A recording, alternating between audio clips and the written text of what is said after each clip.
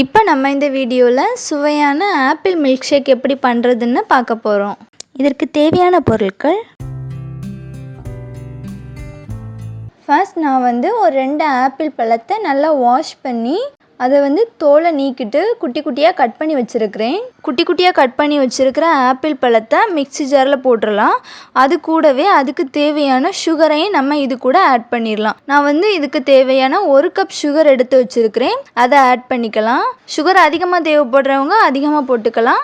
இது கூடவே நான் பால் ஆட் பண்ண போகிறேன். 1 கப் பால் எடுத்து வச்சுருக்கிறேன். இதை நல்லா அரைச்சிக்கோங்க.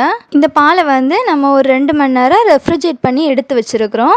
இது நல்லா அரைஞ்சிடுச்சுது. இப்போ அதை எடுத்துட்டு மறுபடியும் இதுக்கு கூட மீதி இருக்க பாலையும் ஆட் பண்ணிடலாம். ஆட் பண்ணி நல்லா அரைச்சிக்கோங்க.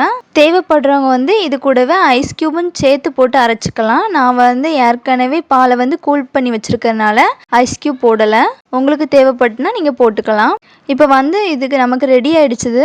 பாருங்கள், உங்களுக்கு பார்த்தா தெரியும். இப்போ நம்ம இதை கப்பில் விட்டுக்கலாம். இப்போ நமக்கு சுவையான மில்க் ஷேக் ரெடி ஆகிடுச்சுது.